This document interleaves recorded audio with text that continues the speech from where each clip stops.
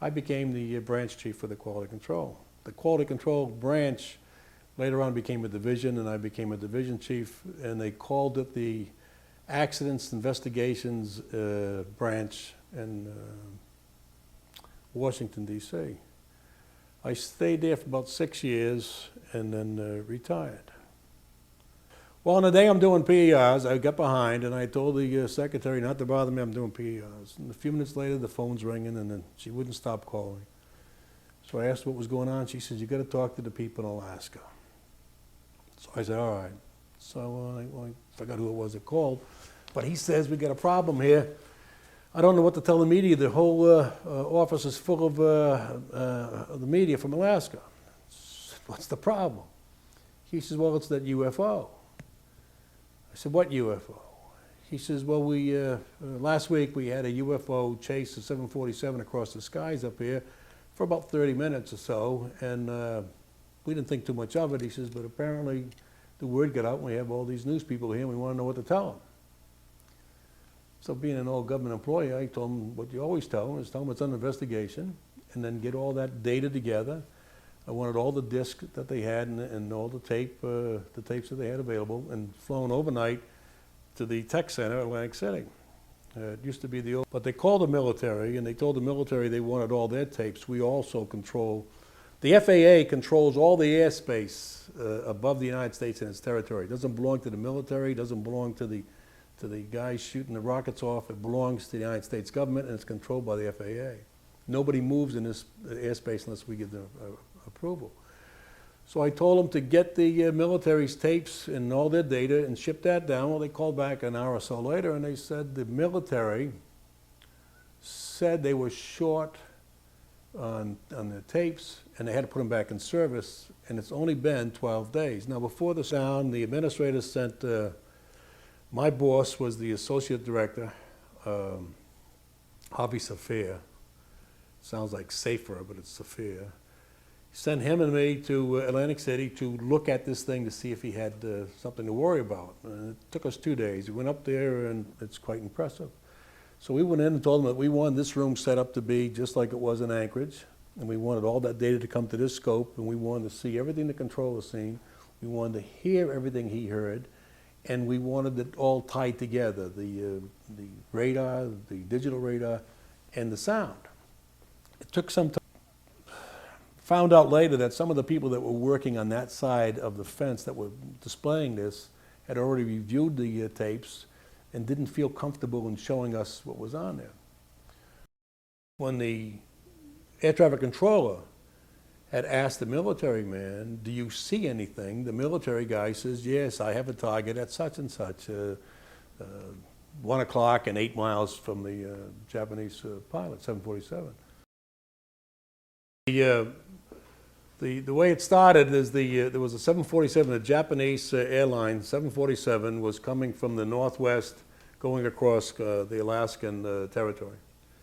And he was at either 31, 33, or 35,000 feet. And it was, I want to say around 11 o'clock at night, but you can check the real times. He called and asked the controller if the controller had any traffic at his altitude. And the controller said no. Basically, it was a midnight operation. They didn't have too much traffic.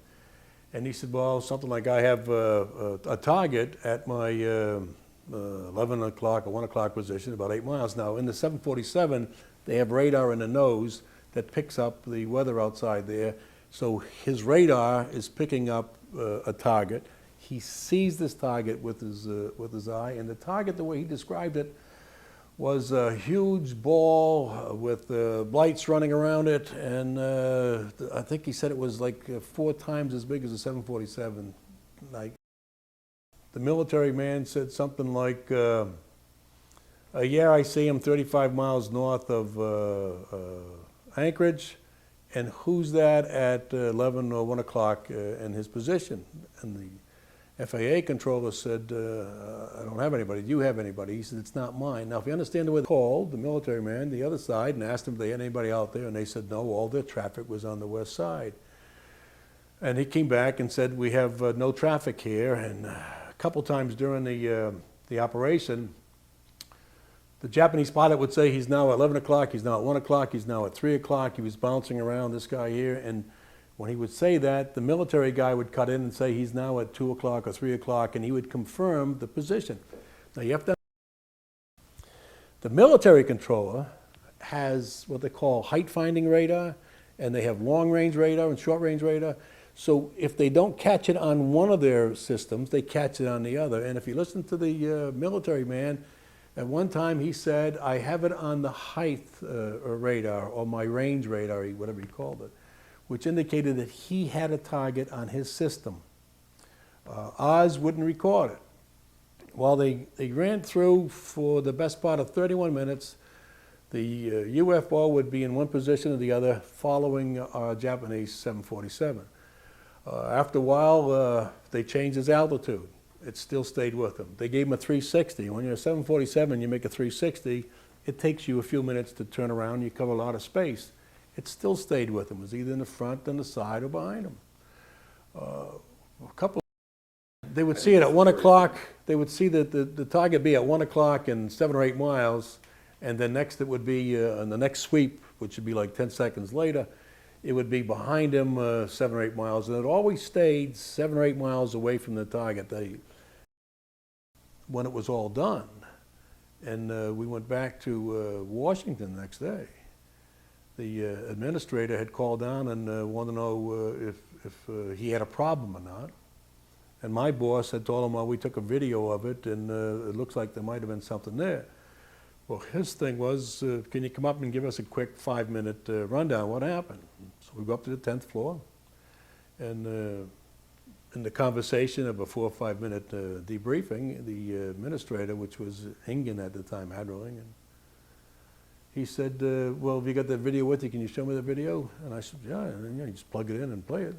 So we plugged it in for him. He started watching it, and after about 5 minutes, he told the staff, I canceled my, he had a meeting with someone in 15 minutes. He says, first he said, I'll be late, and then next it was cancel, and then I'm going to be here till this is over. So he watched the whole thing just over half an hour. When he got all, this was the administrator of FAA? The administrator of the FAA. We got all done. He says, what do you guys think?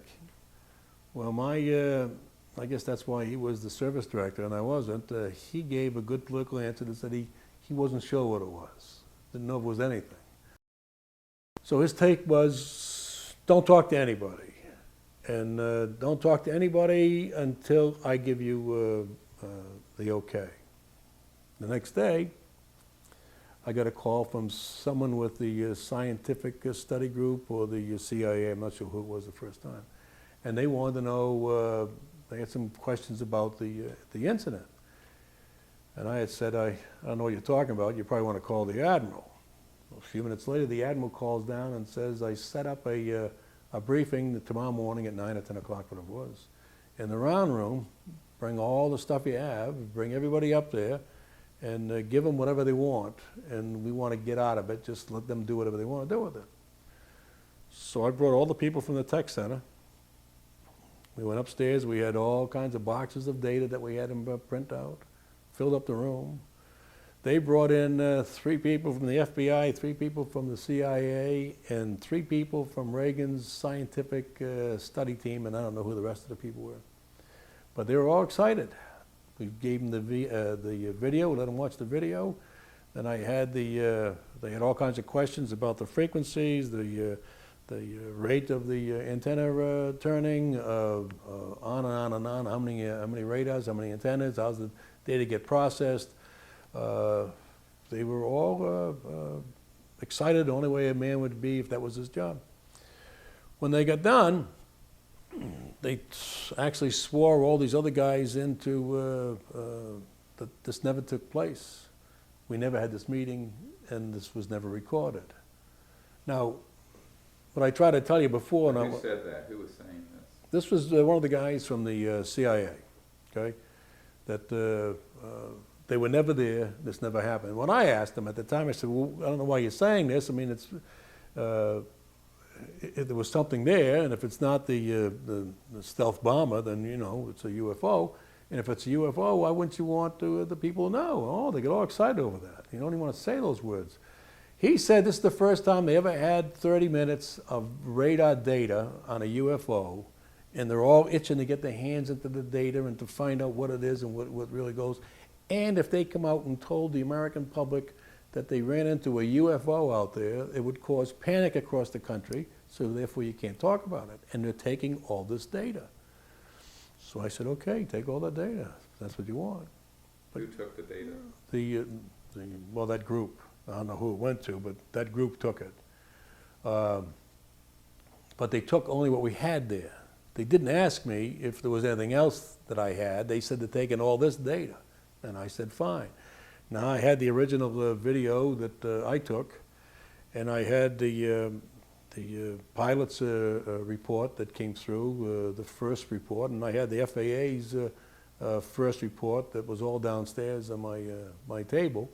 They didn't ask for that, so I didn't give it to them. And later on, when I retired, that was the stuff that was in my office, and all that came with me, and we've been sitting on that ever since. Now, when we were at the tech center, so we watched the whole thing. Now, what happened at the end is as the Japanese 747 is leaving the airspace, there's a United coming up to land in Alaska. The controller says to the United, we've got a Japanese 747 up here that is being chased, followed by a UFO. We'd like you to check them out.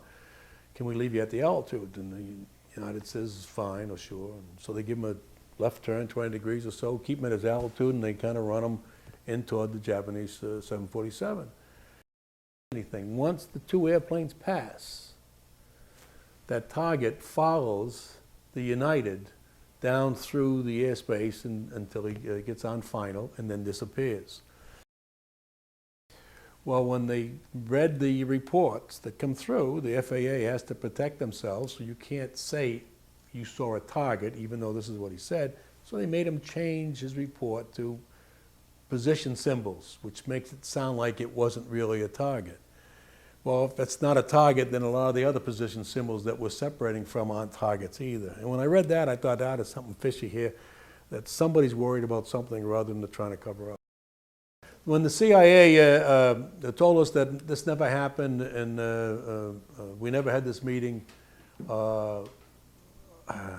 I believe it was because they didn't want the public to know that this was going on. Normally, we would put out some type of a news release that such and such happened. Oh yeah, that's what made me think. Incorporate my question. That I think it was mysterious that the military tapes disappeared, and it wasn't right. We went from 30 days to 15 days. And the first indication makes it look like it must have been a military operation that they were doing up there, or the military knew more than we did about who the visitors were, and they didn't want anybody else to know. And of course, the people that are involved at the lower levels don't really know what's going on above them. When someone calls up and says, put those tapes back in service, they just put them back in service. They really don't care. When they asked me what I thought, I told them that it looked like we had a UFO that was up there. The reason it wasn't on the FAA's tapes was because it was too large of an aircraft, and it was picked up as weather, so we wouldn't record it. That the pilot, the Japanese pilot, seen it. The Japanese pilot drew pictures of it. Eventually, they gave the Japanese pilot a hard time because of what he said he was embarrassing his country. Our military controllers said they seen it. Our FAA controllers said they seen it. Our FAA controllers, after a period of time, came back and said they really didn't see a target. They saw something else, which makes it sound like somebody is helping them fill out their reports, and therefore that looks suspicious. My guess is, because of the way it was, it's not part of the military's operation anymore, that it was a UFO. But who do you tell that you were involved in a UFO incident without them looking at you like you ain't wrapped too tight? And this is, I think, is the way our country is set up now. If someone comes out and says, I saw a UFO on TV, the only ones that see a UFO in the TV programs are the rednecks out in the country that are going coon hunting or alligator hunting at night. You don't find anybody with any kind of smarts or some professional individual saying, hey, last night, let me tell you what I saw. They don't display that in the United States. So if you talk about seeing a UFO, you're putting yourself in a funny kind of a category. That's probably one reason why you don't hear about it anymore. As far as I'm concerned, I saw a UFO chase a Japanese 747 across the sky for over half an hour on radar. UFO, if you can go within it was a 10-second radar, so at 1 o'clock and 7 miles, you see them, and then 10 seconds later, or even not even 10 seconds later, it's less than 10 seconds, because when the system got southwest of the sweep got southwest of the Japanese 747, it picked them up again, so it would go from 1 o'clock, 7 or 8 miles to 6, 7 o'clock, 7 or 8 miles inside of 4 or 5 seconds. You have to be moving pretty quickly, and it's faster than anything that I know of in our government. Very good. Well, I've been involved in a lot of cover-ups with the FAA. When we gave the presentation to the Reagan staff, I was behind the group that was there, and when they were speaking to the people in the room, they had all those people swear that this never happened. They never had me swear it never happened. But it always bothered me that we have these things going on, and when you see something or you hear something on the radio or TV, the news, that it's put down as it's not there. I have a hard time saying nothing because it's not there. When I first told those that I knew about this, it just died. I mean, nothing ever happens. So you look at it kind of funny, like, and it still bothers me that I've seen all this, I know all this, and like I'm walking around like with the answer, and nobody wants to ask the question to get the answer, and it kind of irritates me a little bit. And I don't believe our government should be set up that way. I think when we have something like this, that you could probably find out more about what's going on in the world. If they can travel that far, that distance, with that type of machinery, who knows what they could do here for the health of the nation, of the people, the food they could give them, the cancers we could cure. They have to know more than us to be able to travel in that speed. But right now, I don't know, but I sure would like to know what's going on. And that's one reason why I'm not afraid to talk about what's happening. Those people that say that if these UFOs existed, then someday it would be on radar, and that to be professionals would see it, then I can tell them that back in 1986 there were enough professional people that saw it. It was brought down to headquarters, FAA headquarters, Washington, D.C. The administrators seen the tape of it. The people that we were debriefing, they've all seen. Reagan Scientific Study Team, the 3 of those professors, doctors, they've seen it. As far as I was concerned, they were the ones that verified my own thoughts about it. They were very, very excited about the data. They had said at that time this was the only time, and they had used the words, a UFO was ever recorded on radar for any length of time where it's 30-some minutes, and they have all this data to look at. Now, a 30-minute radar return filled up boxes across the thing, and the boxes were stacked 2 or 3 high. There was a lot of paper data to look at. They knew the frequency now of the radar. They knew how fast it turned. They knew where it was. They had the military that confirmed it. We had a government investigator come by checking just a few weeks ago, checking on an individual that we know for his security clearance with the CIA. And she's with the CIA checking on him to make sure he's an okay guy. And during this period of time, I had said, well, I've been involved with the CIA one other time, and oh, what was that?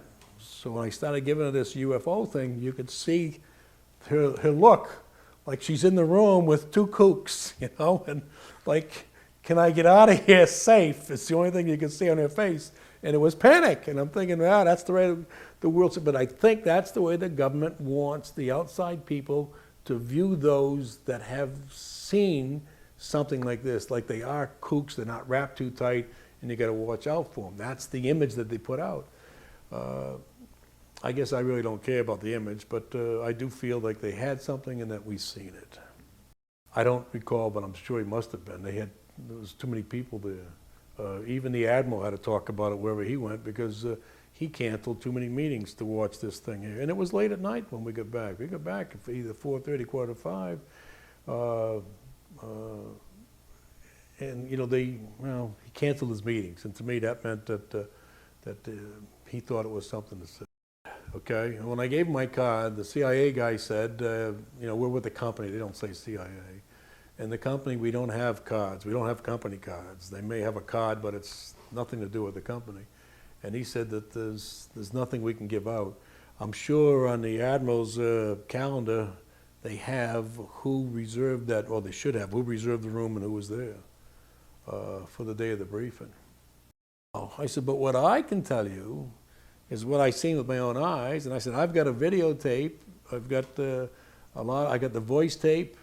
I've got the reports that were filed that will confirm what I've been telling you. And I said, I'm one of those, what you would call the high government official in the FAA. I was the division chief. It was only 3 or 4 down from the Admiral. We investigated all the airline incidences, all the accidents. Leader line, they call it, that points toward the target itself. This is what is altitude, and the altitude's normally written down in hundredths. And see that little, the little dot right there? That dot don't belong there. If that dot, that's the unknown, is that dot that's in front of that slash.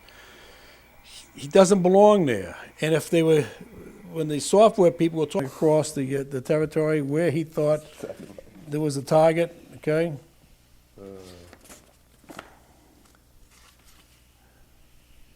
And see all these these little hits are something that they have to explain all the time. And the hardware people had a hard time telling you that it was the 210. I approved 1628 to make deviations as necessary for traffic. The traffic stayed with 1628 through turns and descents in the vicinity of Fairbanks. I requested 1628 make a right 360. It goes on and on. Data itself, the way it comes back on the through automation, they give you all these little position reports and where it should be on the map. That's how they would plot it if they wanted to plot it manually.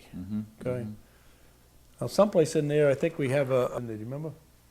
I don't know if I should be talking here. That's fine. But in the, I thought it was the first half of that. My name is Callahan. During the period of 2030, I was on duty and I was working the D-50. I'm making this statement to clarify certain points in my original statement on November the 19th. This was January the 6th.